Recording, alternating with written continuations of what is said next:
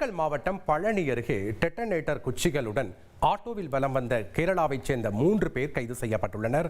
கூடுதல் விவரங்களை செய்தியாளர் அழகேஷ்குமார் வழங்கிட நாம் கேட்கலாம். வணக்கம் அழகேஷ்குமார், இந்த செய்தி தொடர்பான முழு விவரங்களை பதிவு பண்ணுங்க. கைது செய்யப்பட்டவர்கள் யார், இதனுடைய பின்னணி என்ன?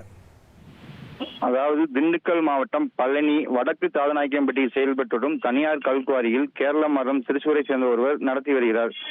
இவர் கேரளாவை சேர்ந்த லிஜிபோ, ஜோபின், கிரீஸ் ஆகிய 3 பேரும் அந்த கல்குவாரியில் வேலை செய்து வருகின்றனர். அதாவது அனுமதி பெற்று டிட்டனேட்டர் குச்சிகளை அந்த கல்குவாரியில் வைத்து வெடிக்க செய்து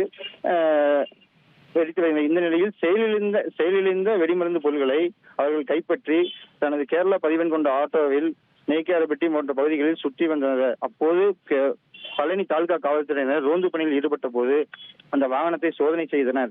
இந்த சோதனை செய்ததில் அதில் சட்டவிரோதமாக குவாரியை தாண்டி வேறு பகுதிக்கு எடுத்து செல்லக்கூடாது என்ற நிலையில் அவர்கள் அந்த டெட்டனேட்டர் குச்சிகளை 25க்கும் மேற்பட்ட டெட்டனேட்டர் குச்சிகளை எடுத்து சென்ற போது போலீசார் அதனை பிடித்து மற்றும் ஆட்டோவை பறிமுதல் செய்து அதில் பயணம் செய்த 3 நபர்களையும் தற்போது கைது செய்துள்ளனர். அவர்களும் விசாரணை நடத்தியது அவர்கள் மீன் பிடிக்க இதனை பயன்படுத்துவதாகவும் முன்னுக்கு பிறனாக பேசி வருகின்றனர். இதனால் அனுமதி இல்லாத டெட்டனேட்டர் குச்சிகளை எடுத்து சென்றதால் அந்த 3 நபர்களையும் கைது செய்து தற்போது விசாரணை மேற்கொண்டு வருகின்றனர்.